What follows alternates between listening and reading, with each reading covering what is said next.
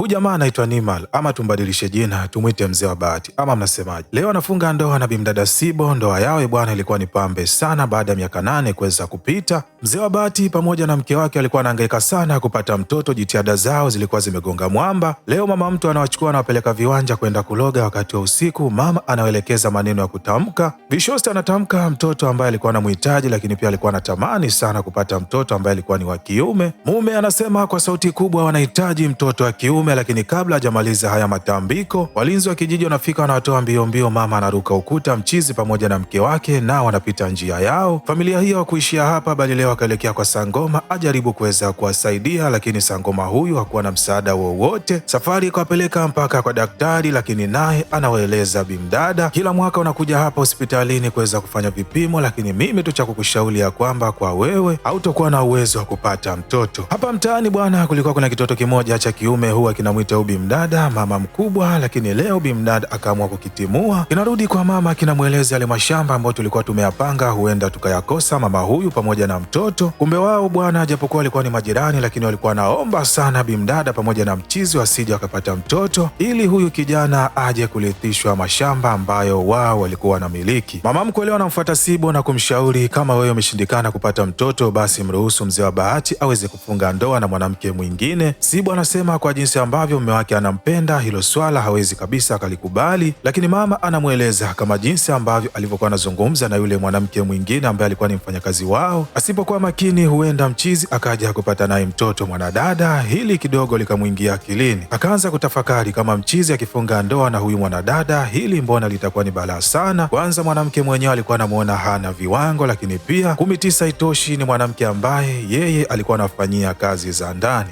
Mchizi anaanza kutafutiwa mke yeye pasina kuweza kujua bwana, akaanza kwenda nyumba kwa nyumba, lakini bimdada bwana, kila mwanamke ambaye alikuwa anakutana naye alikuwa anamkataa. Kwanza wengine walikuwa ni pisikali kuliko yeye, hivyo akawa anamweleza mama mkwe ya kwamba hili swala hakika linaendelea kumshinda. Leo kipindi ambacho alikuwa ametoka kwenye mizunguko bwana, anakutana na rafiki yake ambaye alikuwa ni Kibonge. Baada ya kumwelezea maswaibu yote, Kibonge akamshauri na kumweleza kwamba siruhusu kabisa mumewe aende kuoa mwanamke nje kabisa familia yake, kwani bimdada anamweleza endapo mume akileta mke wa pili kutoka nje ya familia yake atamsumbua sana, lakini pia huenda ukamkosa kabisa na huyo mwanaume mwenyewe. Anamweleza kwamba si ni bora uende ukaongea na mdogo wako aweze kukubali kuolewa na mumeo. Kwanza kabisa utakuwa na uwezo wa kumcontrol mdogo wako, si unajua tena unamuweza tokea mkiwa wadogo, lakini pia 19 itoshi, hataweza kuchukulia mumeo moja kwa moja. Bishosti anaanza kazi ya kumshawishi mchizi, lakini mwamba kwa mara ya kwanza alikataa kabisa. Mzee wa bahati anamweleza mwanadada hayo ni mawazo ya kijinga sana, endapo wanajamii wakijua mimi watanichukuliaje, lakini mwanadada anamweleza tafakari, mimi na mdogo wangu wote tukiwa tunakupenda, hakika tutakuchukulia sana uangalifu. Kwanza mmoja atakuwa anapika mboga vizuri na mwingine atakuwa anapika ubwabwa mtamu, na hata mwingine akiwa anakufanyia masaji miguu na mwingine atakuwa anakufanyia masaji ya kiuno. Mchizi kaenda kueleza masela wake angalau aweze kumpatia ushauri, lakini wao akamweleza kwamba bwana, hilo mbona ni wazo zuri, mawazo ya masela, lakini pia ushawishi wa mke ambaye alimwimbia mpaka nyimbo ili mchizi tu aweze kukubali. Leo wanafunga safari mpaka ukweni. Baada ya kufika wanakuta kulikuwa kuna kikao, kwani kulikuwa kuna mchizi mmoja ambaye alifika ndani ya hili eneo kwa lengo la kuweza kumwangalia bimdada, lakini pia kuzungumza na familia ili aweze kuchukua hili jiko. Sasa mwanadada anamwita mchizi pembeni na kumweleza kwamba fanya juu chini, hii ndoa uweze kuivunja. Mdogo wake Nasibu alikuwa anatambulika kwa jina la Kirani, anamwita shemeji yake huku akiwa na furaha sana. Anamuuliza, vipi mme wangu mtarajio, umemwonaje? Kwani hapa ninatamani sana kuolewa naye ili mradi tu niweze kukwepa mtihani ambao uko mbele yangu. Bishosti alikuwa anasoma chuo, lakini pia siku zijazo kulikuwa kuna mtihani ambao alikuwa anahitajika aweze kufanya. Sasa anadai ya kwamba hakika mtihani ule ni mgumu sana na yeye amechoka kusoma, hivyo alikuwa tu anatamani kwa sasa aweze kwenda kuanzisha familia. Mzee wa bahati pamoja na Sibo akaona hii ndio nafasi ambayo alikuwa anaitafuta. Anamchukua mchizi na kwenda kupiga naye mastori pembeni. Anasaga sana kunguni kwa bimdada Kirani akisema kwamba hakika yule bimdada kwanza ni kikojozi, lakini pia tabia zake ni mbaya sana, hauwezi kabisa ukavumilia. Hata mimi mwenyewe nilishawahi kuchapa. Mwamba kuaga kabisa familia, akaamua kuondoka. Wazazi wakawa wanashangaa sana, ni kitu gani ambacho kimetokea mpaka mchizi ameondoka, hata chakula chenyewe amekataa kula. Sibu anamfuata mama yake na kumweleza sababu iliyomleta ndani ya hili eneo. Mama anaenda kumweleza mumewe. Mume pamoja na kaka wa familia bwana wanainua vagi ndani ya hili eneo. Hakika timbwili ilikuwa ni kubwa sana, lakini mwisho wa siku baada ya kupiga Kalinya, mzazi pamoja na kaka wakasema ya kwamba endapo mzee wa Bahati akifanikiwa kumshawishi Kiran akubali kuolewa naye, basi wao watakuwa hawana pingamizi lolote. Asubuhi na mapema mchizi anamfuata bimdada mpaka sehemu ambapo alikuwa anafanya kazi ya kujishikiza. Anafika ananunulia soda yeye pamoja na mashosti wake. Furaha ilikuwa ni kubwa sana, lakini pia mchizi katika kujichekesha akafanikiwa kushika bega la mwanadada. Baada ya kurudi nyumbani, mke anamuuliza siku yako ilikuwaje? Mchizi anasema siku hii leo ilikuwa ni pambe, lakini pia nimetumia pesa ya kutosha. Baada ya kuwanunulia vinywaji pamoja na snacks, mwanadada anaanza kuwaka na kumweleza mchizi ni kwa nini anatumia pesa nyingi, lakini mwamba anamueleza ndio maana maplayboy mara nyingi huwa pesa hawana. Unajua tena kuna gharama zingine lazima uingie ili mradi mtu aingie kwenye 18. Mwanadada anamuuliza vipi kuhusu kazi nyingine. Mzee wa Bahati akaanza kufurahi na kumweleza mkeo ya kwamba leo amefanikiwa kushika bega la shemeji yake. Mwanadada akawaka sana na kumweleza mchizi asije akarudia tena mchezo kama huo, akumpeleka kwenye ile eneo kwa lengo la kwenda kumshika mdogo wake, bali afanye juu chini mdogo wake akubali kuolewa naye na wala si vinginevyo, yani hasije kabisa akathubutu kumshika wala kumgusa. Mzee wa Bahati leo anatoa upepo kwenye Phoenix ya bimdada, hivyo Bishosti usafiri alikuwa hana, akapata lifti kutoka kwa shemeji yake. Mtu na shemeji yake kwa sasa akawa ni marafiki wa karibu sana. Kila mtoko ambao bimdada alikuwa anakwenda, basi mwamba naye alikuwepo kwa nyuma. Mke akaanza kuona wivu, yani mchizi akawa yuko bize sana na shemeji yake kuliko hata mkewe. Leo wakati wa usiku bimdada anamweleza mumewe ya kwamba kesho asubuhi na mapema anaenda kumweleza kila kitu Kiran. Bishosti kesho asubuhi na mapema bwana anawekwa kikangoni pamoja na mama yake, anaelezwa kila kitu ya kwamba inabidi aende akaolewe na shemeji yake, kama jinsi anavyoelewa ya kwamba dada yake imeshindikana kabisa kuweza kupata mtoto, hivyo anaamini yeye kama ni mmoja kati ya familia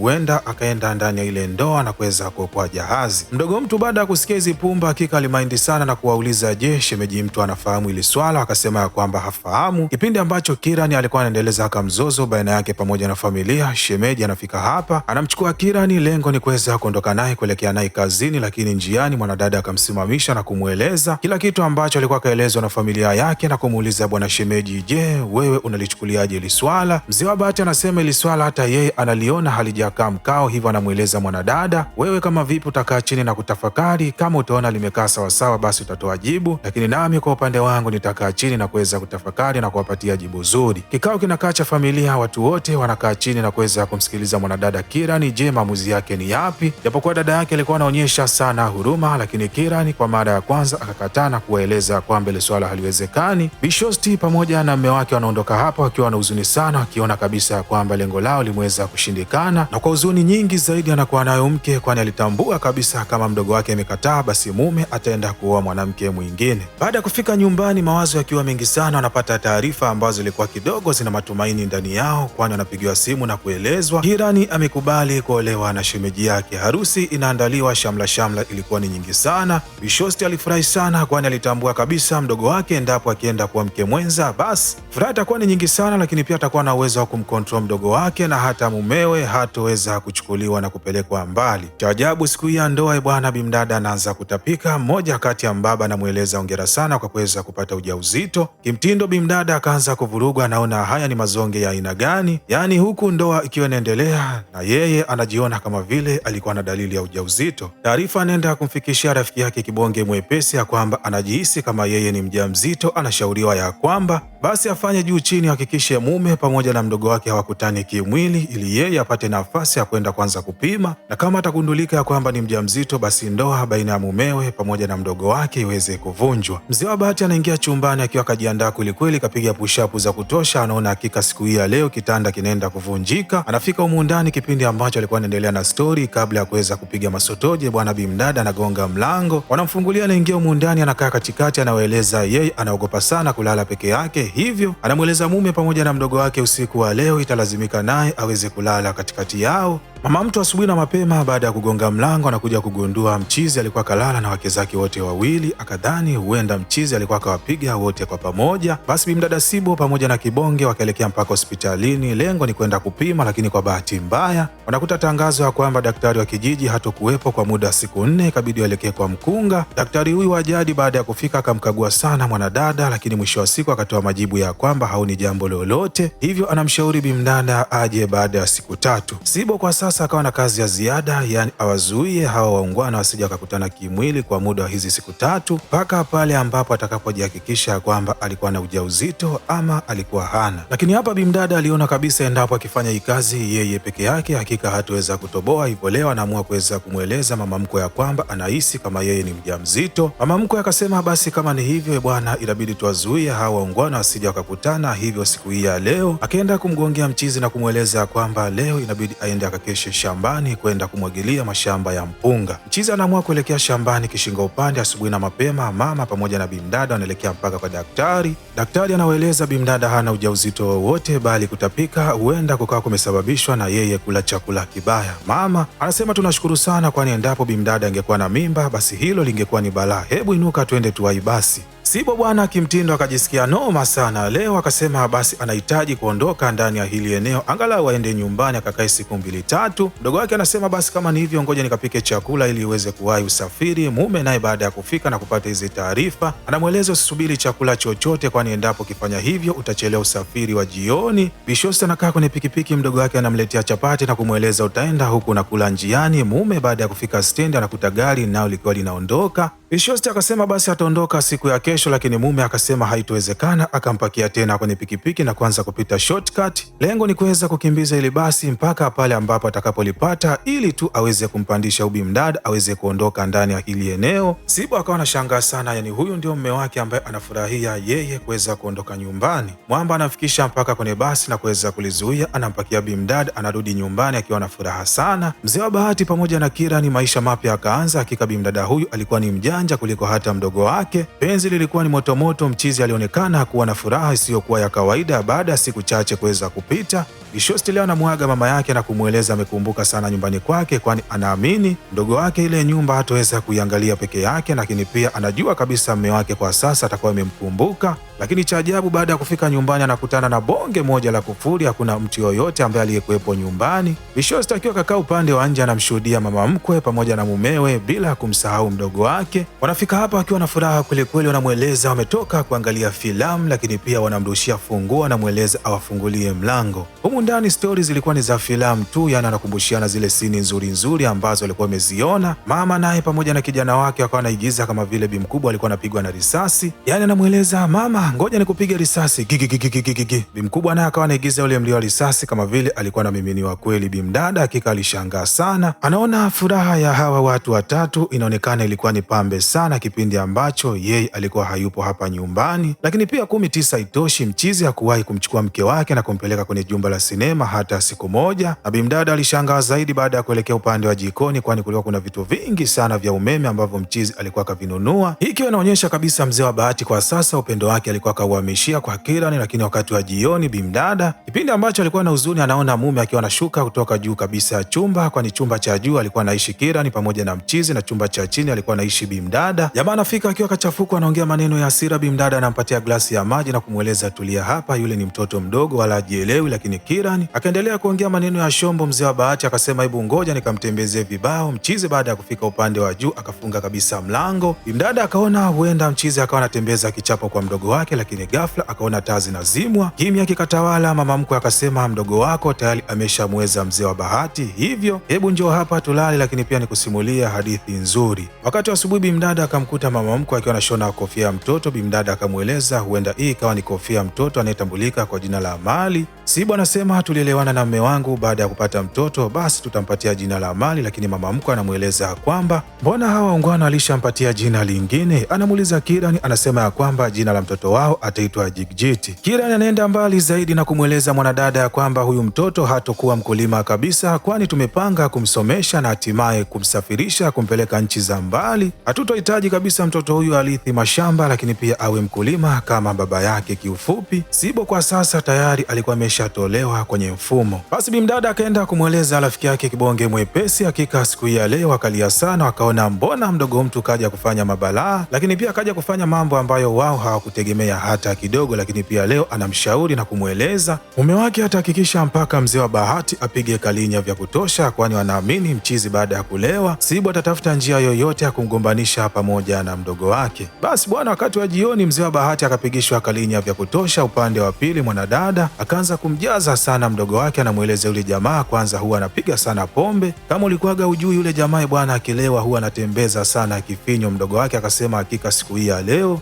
mimi atanijua kuwa ni nani. Kwanza akija tu amelewa hatoingia chumbani kwangu, lakini pia endapo akinipiga hata kofi basi ndio ataelewa ya kwamba mimi ni Kirani ama ni Kila. Mzee wa Bahati anafika akiwa kalewa chakali. Dada yake anaenda kuchukua tena chupa ya gambe na kuja kumpatia. Kirani anamweleza mzee wa Bahati, leo utachagua kati ya mimi ama chupa ya gambe. Mzee wa Bahati kwa kuwa alikuwa yuko moto akachagua kalinya. Bimdada akaondoka akiwa na hasira sana. Dada yake akamchukua na kwenda kumketisha chini. Moja kwa moja Kirani akatambua dada yake ndiyo amesababisha mpaka yeye aweze kupishana na mumewe. Mchizi akainuka akijaribu kwenda kuzungumza na Kirani. Bimdada akafunga mlango. Jamaa akajaribu kushuka upande wa chini kwenda kwa Sibo. Bishosi naye akaamua kwenda kujifungia kwenye chumba chake. Mchizi akabaki tu akiwa anagonga mlango pasina kuweza kufunguliwa. Mama mtu akamwonea huruma kijana wake na kumweleza njoo hapa ulale. Mchizi wakati wa asubuhi akaelekea kwa Kira na kuanza kumbembeleza. Akaanza kusaga sana kunguni kwa mke wake Sibo, akisema ya kwamba yule bimdada kwanza ninapanga nimfukuze niende nikampandishe basi arudi tena nyumbani kwao, lakini pia 19 itoshi. Usiku wa jana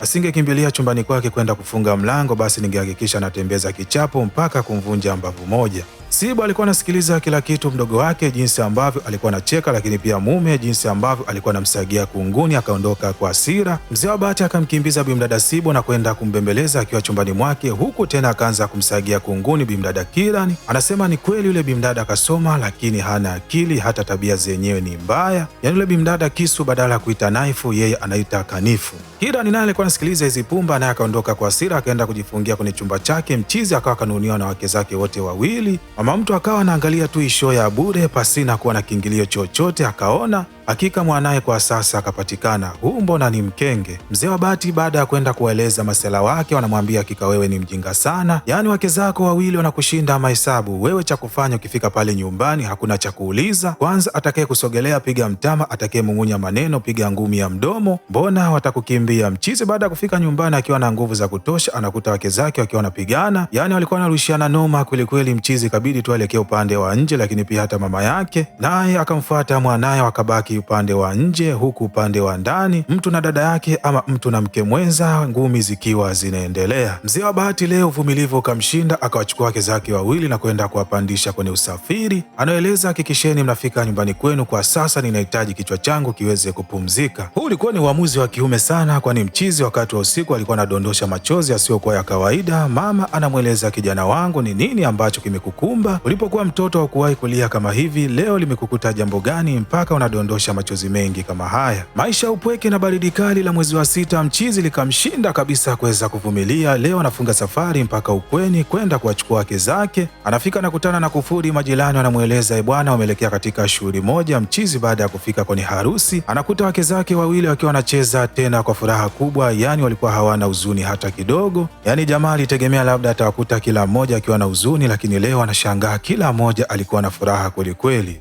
Hii inauma sana, lakini huyu ni mtu na mdogo wake, wao unategemea nini? Hata kama walikuwa ni mke pamoja na mke mwenza, swala la kugombana na kununiana moja kwa moja ilikuwa ni ngumu sana. Mchizi anapiga kalinya vya kutosha. Baada ya kulewa anaingia barabarani, anakutana na mzinga. Baada ya siku 3 kuweza kupita, bimdada Sibo pamoja na mdogo wake wanarudi nyumbani. Wanamkuta mama mkwe akiwa peke yake. Wanamuuliza mchizi yuko maeneo gani, anasema mbona alikuja kuwachukua siku 3 zilizopita. Jitihada za kumtafuta zinaanza, wanafanikiwa kumkuta kwa yule mfanyakazi wao, wanamchukua na kumpeleka kwenye kikao. Leo kikao hiki cha kijiji, kila mmoja alikuwa anaeleza maswaibu ya hii familia, lakini pia walikuwa wanahitajika wanakijiji waweze kutoa maamuzi, ni nani ambaye alikuwa na makosa, lakini pia maamuzi yao ilikuwa inahitajika aweze kuamua kama hii ndoa ya mchizi pamoja na hawa madada wawili iendelee ama ivunjwe. Haya mazungumzo ya hili eneo, hawa madada wawili wakaona kama vile walikuwa wanadhalilika, hivyo kila mmoja akaondoka kwa upande wake akiwa analia. Mchizi na mama yake nao wanaondoka. Baada ya kufika nyumbani, Sibo pamoja na mdogo wake wakabeba mabegi, lengo ni kuondoka ndani ya hili eneo. Mume anainuka kwa kwa hasira na kueleza, hebu chezeni huku mkifurahi kama jinsi ambavyo mlikuwa mnafanya kwenye ile harusi. Mtu na dada yake, kipindi ambacho alikuwa anaendelea kucheza kishinga upande, wazee wa kijiji wanafika hapa na kusema ya kwamba tayari wameshakaa chini na kuweza kufanya maamuzi. Wadau wanasema Sibo ndio ana makosa, hivyo inabidi aondoke ndani ya hili eneo na kumwacha Kirani pamoja na mzee wa Bahati waendeleze familia yao. Baada ya kumuuliza mzee wa Bahati, je, anakubaliana na haya maamuzi, akasema ya kwamba anakubali. Bimdada naye baada ya kuulizwa, machozi alikuwa anamtoka, naye anakubali kishingo upande. Sibo anaondoka kwa huzuni kubwa sana ndani ya familia hii, familia ambayo alikuwa akaitengeneza yeye, yani kaanza kupambana na mchizi kipindi ambacho alikuwa hana chochote. Leo anaondoka, nyuma anabaki mdogo wake. Nadhani hii yote wazee wa baraza waweza kuwa wameamua kwa sababu tu mwanadada alikuwa hana uwezo wa kupata mtoto. Baada ya siku kadhaa kuweza kupita, Kirani leo anaelekea kwa yule mkunga. Baada ya kufika, anaelezwa ya kwamba hongera sana kwa kuweza kupata ujauzito, lakini mkunga anauliza Sibo anaendeleaje. Bimdada akashangaa sana. Baada ya kwenda kwa rafiki yake ambaye alikuwa ni kibonge mwepesi, anampatia mkanda mzima. Mwanadada Kirani ndio anaelewa yale yote ambayo dada yake alikuwa anayafanya, wala yalikuwa sio kwa ubaya bwana. Leo mchizi alikuwa anampelekea bimdada vitu vyake vyote. Bishozi anashuka upande wa chini, anaanza kumuulizia baadhi ya vitu ambavyo alikuwa anaamini huenda mchizi akawa kavisahau, japo alikuwa na huzuni sana, lakini yeye moyoni mwake alikuwa anaamini jambo huenda likawa tayari limeisha. Kipindi ambacho kamzozo kalikuwa kanaendelea upande wake wa nyuma, anafika bimdada Kira na kumweleza kwamba dada yangu,